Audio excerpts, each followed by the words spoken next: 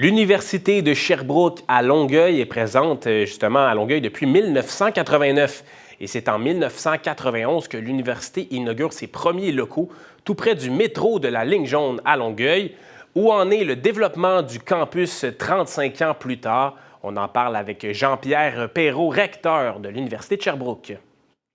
Monsieur Perrault, quelle est l'importance du campus de Longueuil pour l'Université de Sherbrooke?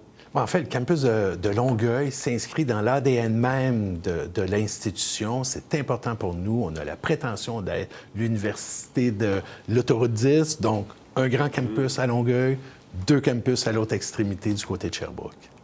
Au niveau de la formation universitaire aussi, sa pertinence, son importance pour non seulement Longueuil, mais la Montérégie également. Quelle est l'ampleur de cette pertinence? Il faut réaliser qu'il y a 6 000 étudiants inscrits 6 000, sur le campus à Longueuil, que nos 8 facultés sont présentes via 140 programmes qui sont différents.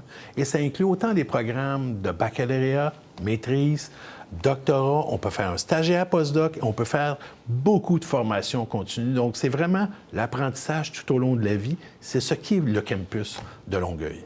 Vous avez parlé de l'ampleur de la communauté étudiante. Vous êtes ici donc pour faire connaître l'université. Avez-vous un objectif donc d'augmenter ce nombre d'étudiants sur le campus de Longueuil? On veut prendre une place beaucoup plus grande, puis on réalise qu'on n'a pas assez communiqué tout ce qui se faisait. Parce qu'en fait, le campus de Longueuil, c'est pas juste de la formation, c'est aussi, entre autres, le seul centre de recherche reconnu par le Fonds Recherche Québec à l'extérieur de Montréal, Québec et Sherbrooke. Il est ici, à Longueuil, ce centre de recherche qui se spécialise dans les innovations en santé. Ce sont des cliniques, entre autres une clinique de psychologie pour les enfants et les adolescents qui est sur le campus. C'est une multitude de services et il faut que la Montérégie au complet, en commençant par Longueuil, s'approprie ce beau campus-là.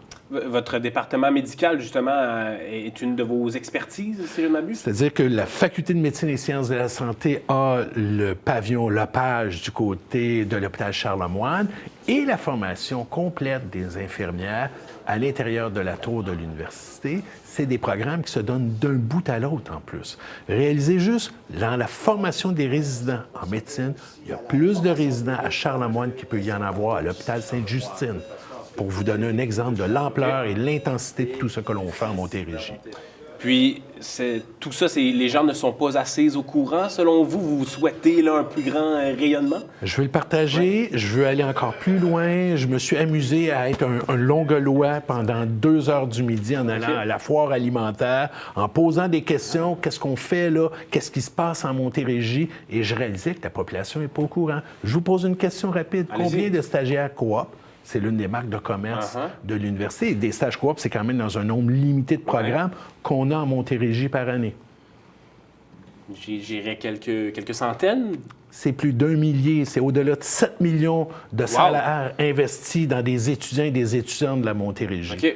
Nous avons la Vous m'apprenez quelque chose, M. Perrault. On a la prétention d'être l'université de la Montérégie et on veut prendre toute cette place-là dans l'écosystème de la région. Et au niveau de la compétitivité avec le métro, là, qui est non loin, il y a l'UQAM et il y a d'autres universités à Montréal qui sont proches géographiquement également. Comment est-ce que vous vous démarquez là, face à cette compétition de quand même quelques universités dans le secteur? Oui, et on parle de quelques centaines d'inscrits dans les autres institutions. Moi, je vous parle de 6 000 étudiants. Okay. Donc, nous sommes le campus de Longueuil et les autres ont des succursales. C'est complètement différent. Pour nous, Longueuil, c'est important. Assez que c'est le recteur, moi-même, qui est responsable, en fait, de nos activités en Montérégie et je viens y travailler sur une base régulière. Et impliqué, comme vous le dites, vous allez poser des questions aux étudiants. Parlant de ces étudiants, personnellement, je n'ai jamais étudié à l'université de Sherbrooke, mais je connais quelques personnes dans mon entourage qui l'ont fait au campus principal du côté de Sherbrooke. Et ce qui ressort beaucoup, c'est justement la communauté étudiante, la vie étudiante dans cette ville de Sherbrooke-là. Comment est-ce qu'on transfère cette force-là du côté de Sherbrooke au campus de Longueuil? C'est déjà fait. Vous savez, quand on fait un sondage de l'appréciation des étudiants à travers le Canada par rapport à leur institution universitaire, les 6 dernières années qu'il y a eu lieu ce sondage-là, qui est McLean, l'UDS a fini première. Puis un des éléments, c'est tout l'expérientiel que l'on a dans nos programmes. Le fait qu'il y a des stages coop, différentes formes de stages, des cliniques, des laboratoires, on rend ça uni dans un grand programme qui, en plus, est un parcours à 360 degrés en entour des étudiants. C'est l'ADN même de l'UDS. Et vous êtes recteur depuis environ 1 an. Là, ça fait pas, c'est quand même jeune comme carrière de recteur du côté de l'Université de Sherbrooke. Faites-vous des tours fréquents du côté du campus de Longueuil? J'y viens minimalement 2 semaines et j'y viens pour travailler. Je viens pas juste pour l'événement, j'y viens travailler du matin au soir. Je passe du temps sur le campus. Je viens vous rencontrer. Aujourd'hui, on rencontre plusieurs médias de la région. Je veux que notre institution soit beaucoup plus présente dans votre écosystème. Je veux construire avec vous vraiment un grand campus et offrir une bonne formation à l'ensemble de la communauté étudiante de la Montérégie. Et outre augmenter le rayonnement, augmenter le nombre d'étudiants, quel est le plan stratégique là, pour le campus de Longueuil sur d'autres orientations? Superbe question. Au cours des dernières semaines, on a lancé notre nouvelle planification stratégique. C'est le devoir de tout nouveau recteur. On l'a appelé Impact 2030, Impact avec un S, parce que c'est ce que l'on veut être. Une institution d'impact avec beaucoup d'ambition, que ce soit dans l'expérientiel par rapport à la formation, entre autres pour tout ce qui est de l'intégration des notions alentour de l'intelligence artificielle dans nos différents programmes, que ce soit dans nos travaux de recherche, véritablement répondre à des enjeux de la société, donc avoir de l'impact sur la société, que ce soit en développement durable. Nous sommes premiers au classement mondial STAR. On veut maintenant que tous nos partenaires s'unissent à nous, apprennent de nous, de cette première position-là, pour faire cette transition énergétique-là.